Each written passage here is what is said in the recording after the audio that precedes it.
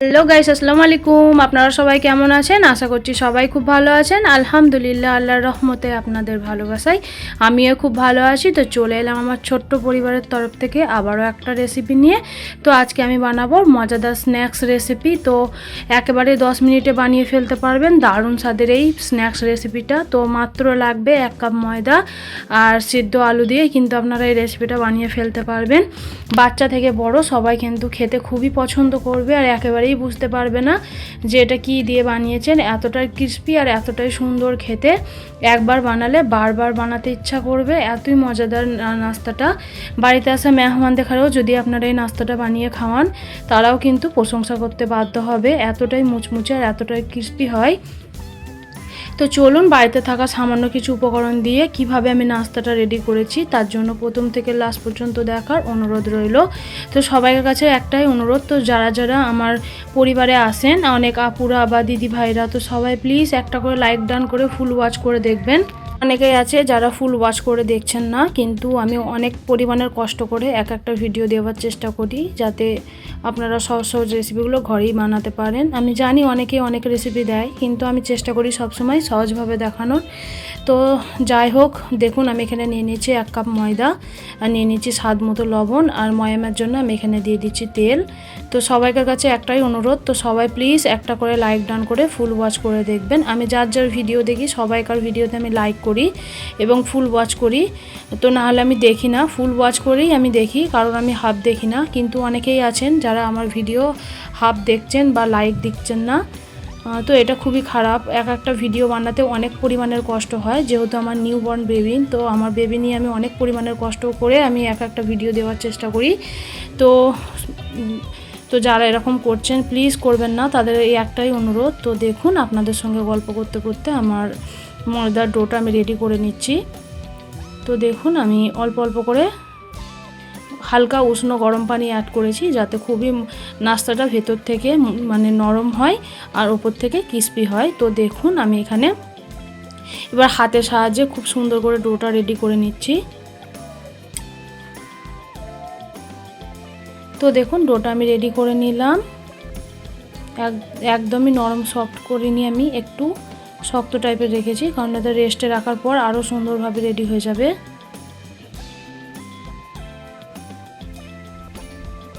তো ওপর থেকে দেখুন আমি এবার ঢাকনা বন্ধ করে রেখে দিচ্ছি 2 থেকে 3 মিনিট মতো।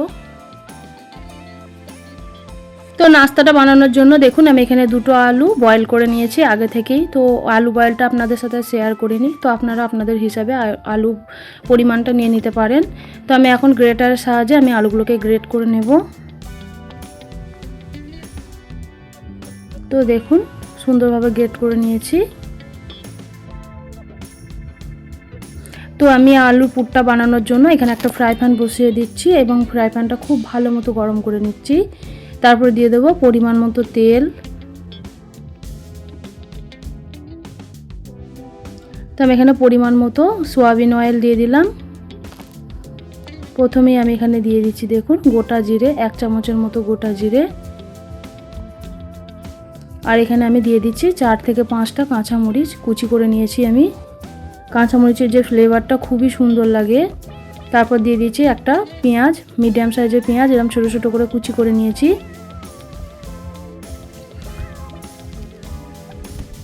তখন পেঁয়াজটাকে একটু লাল করে ভেজে নেব।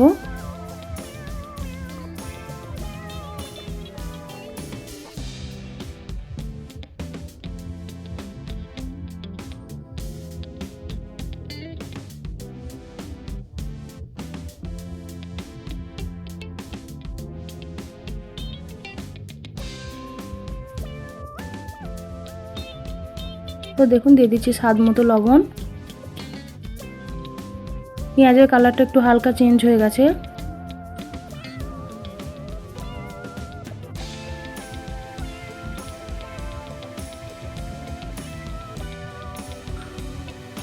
দিয়ে দিচ্ছি পরিমাণ মতো লঙ্কা গুঁড়ো।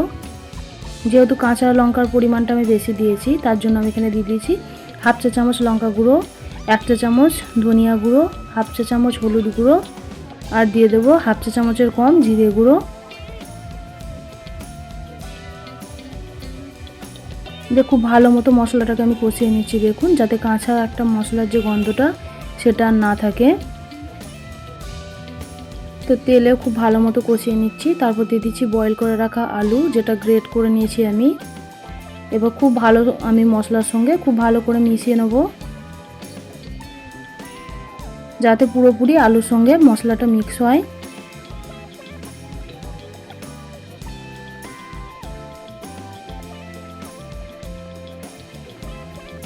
তো দেখুন এবার খুব ভালো মতো আমি নাড়াচাড়া করে নিচ্ছি।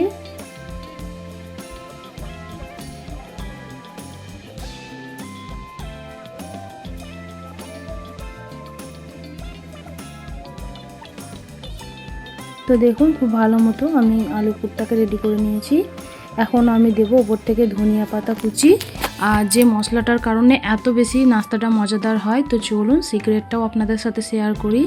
তো খুব ভালো মতো আমি আগে মশলাটাকে দেখুন মানে আলু পুরটার সঙ্গে ধনিয়া পাতা কুচিটা মিক্স করে নিয়েছি। তো আমি এখানে নিয়ে নিয়েছি ম্যাগির যে মশলা হয়, তো মশলাটার ফ্লেভারটা খুবই সুন্দর হয়।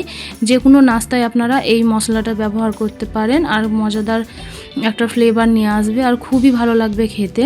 তো দেখুন আমি মশলাটা দিয়ে এবার আলুর পুরের সঙ্গে খুব ভালো মতো মিক্স করে নেব।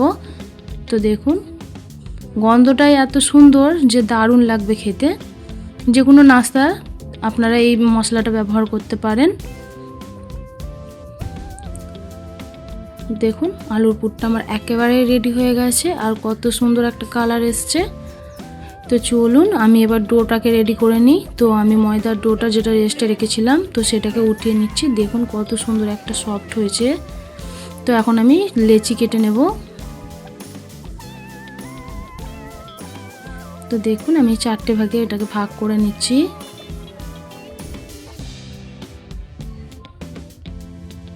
তো 4টে ভাগে আমি ভাগ করে নিচ্ছি দেখুন, দিয়ে গোল করে আমি শেপ করে নিচ্ছি।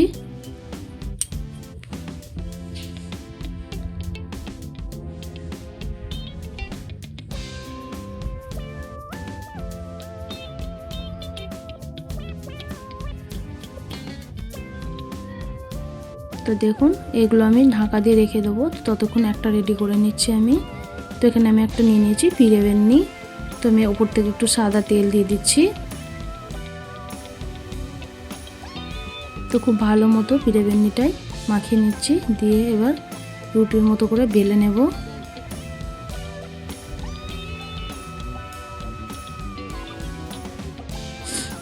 তো দেখুন আমি একটা রুটির শেপে বেলে নিচ্ছি।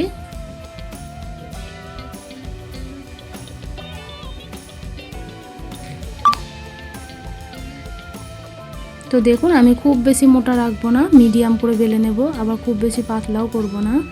তো রুটিটা দেখুন আমি একদম গোল করে শেপ করে নিচ্ছি।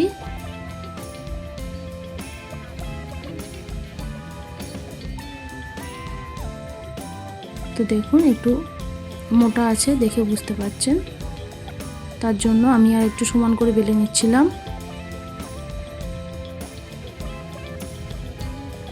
তো দেখুন আমার রুটি বেলাটা একেবারেই কমপ্লিট হয়ে গেছে। তো এখন আমি ওপর থেকে কিছুটা সাদা তেল দিয়ে দেবো, যাতে না কোনোভাবে চিপকে যায়। তারপর দিয়ে দেবো আলুর পুরটা, ঠান্ডা করে নিয়েছি। এখন আমি ওপর থেকে দিয়ে দেবো। এখনও হালকা একটু গরম আছে, দেখেই বুঝতে পারছেন।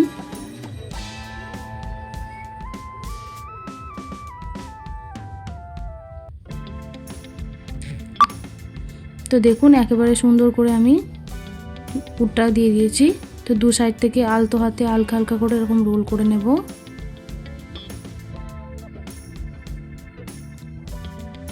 দিয়ে দেখুন সুন্দর করে চিপকে নিচ্ছি। দেখুন কত সুন্দর একটা প্যাটিসের শেপ হয়ে যাচ্ছে। একটু সাদা তেল সাইড থেকে দিয়ে দিচ্ছি যাতে না খুলে যায়। দিয়ে এভাবে আলতো হাতে এরকমভাবে কেটে নিচ্ছি। আপনারা চাইলে রোল শেপ একদম রোল শেপ করেও করে নিতে পারেন, গোল করে।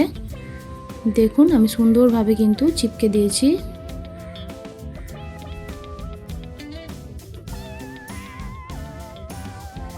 দিয়ে এবার আমি দু সাইড থেকে একটু চেপে দিলাম যাতে না সাইড থেকে বেরিয়ে যায়। দিয়ে এবার আমি সাইড থেকে দেখুন আলতো হাতে চাকুর সাহায্যে দেখুন ছোটো ছোটো করে কেটে নেব নাস্তাগুলো।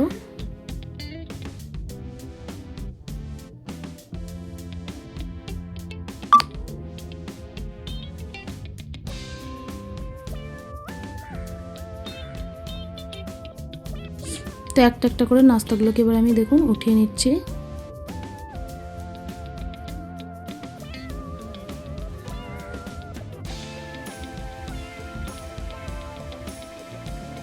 তো দেখুন এইভাবে একটু ছিপে দিলাম। কত সুন্দর লাগছে নাস্তাটা দেখতে, যতটা সুন্দর দেখতেও লাগছে খেতে কিন্তু তার থেকে অনেক বেশি মজার।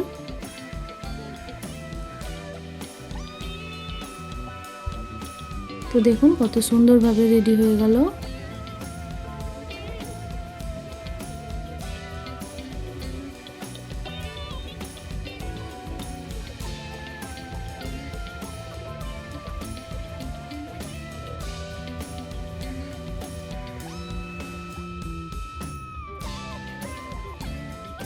দেখুন আমি সবকটা নাস্তা একইভাবে রেডি করে নিচ্ছি। তো আবারও একটা নাস্তা দেখুন আমি একদম সহজভাবে দেখানোর চেষ্টা করেছি আপনাদের সাথে। একদমই রোল করে, কোনোভাবে আমি কিন্তু ভাঁজ করিনি, একেবারেই রোল করে।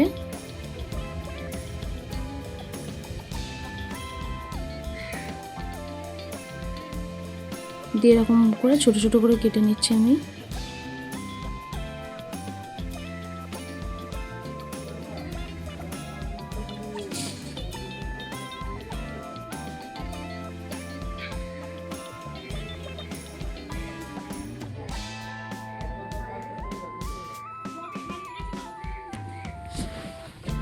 দেখুন নাস্তাগুলোকে একদম রেডি করে নিয়েছি। তো ওপর থেকে ক্রিস্পি হওয়ার জন্য আমি এখানে দিয়ে দিচ্ছি দেখুন কর্নফ্লাওয়ার, 1 চামচের মতো কর্নফ্লাওয়ার দিয়ে দিচ্ছি, আর একটা দিয়ে দিচ্ছি ডিম। তো ডিমটা আর কর্নফ্লাওয়ারটা দিয়ে খুব ভালো মতো এখন মিক্স করে নেব আমি ওপর থেকে ক্রিস্পি হওয়ার জন্য। আর দিয়ে দিচ্ছি এখানে সাদা তেল। তো আমি এখানে 3 চামচ মতো সাদা তেল ব্যবহার করেছি। প্রথমে 1 চামচ দিয়েছি, তারপর আবার 2 চামচ দিয়ে দিয়েছিলাম, তো ওখানটা হয়তো স্কিপ হয়ে গেছে। দিয়ে দিচ্ছি স্বাদ মতো লবণ, আর দিয়ে দিচ্ছি 1 চামচের মতো লঙ্কা গুঁড়ো। তো আমি এখানে দেখুন নাস্তাগুলো ভাজার জন্য এখানে একটা লোহার কড়া বসিয়ে দিয়েছি এবং তেল দিয়ে দিয়েছি। দিয়ে খুব ভালো মতো গরম করে নিচ্ছি আমি। তো এখন দেখুন আমি যে ডিম আর কর্নফ্লাওয়ারের ব্যাটারটা রেডি করেছিলাম সেটার মধ্যে নাস্তাগুলোকে দিয়ে এইভাবে কাঁটা চামচের সাহায্যে আমি ডুবিয়ে উঠিয়ে নেব। এক এক করে তেলের মধ্যে দিয়ে দেব।